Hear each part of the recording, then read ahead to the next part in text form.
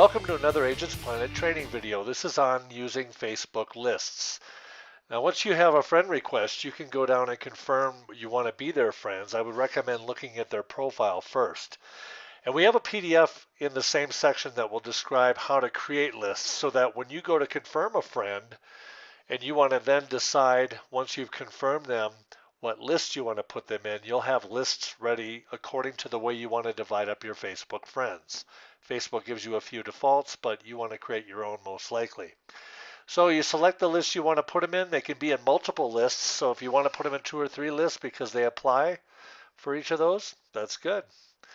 Okay, in the end, then you go to your left-hand side of your home page, you click Friends List, and you can select that Friends list and see a news feed that's only from the people from that list. And you can manage the list and manage the people that are in the list.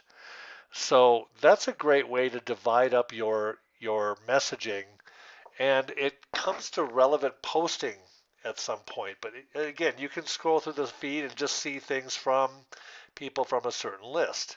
Having people on lists also helps you with privacy issues. Once you go into the privacy section, you can start to divide up different rules that Facebook gives you control over. Some rules, they don't give you enough control. They just say friends or friends of friends.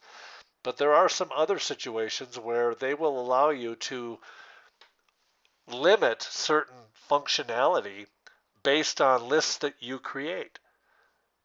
So this allows for you to really customize the Facebook experience. And the way you do that, by the way, is you go to custom, and then in the who can see, you type in the name of the list and you select that list, and there it is. You can X out the friends list if you want. But once you go back to your home page and your profile page, or either one, to make a post, you can also make relevant posts based on lists. So say you have a property you want to put up for sale and you have a list of just realtors, then you can go in and select custom for your post that you're about to make, and then type in whatever you want. In this case, I type in Las Vegas, but you could type in a list called Realtors or Las Vegas Realtors for that matter, whatever list you create. And the bottom line is that you can customize that post to be seen by whoever you've divided up your friends to be.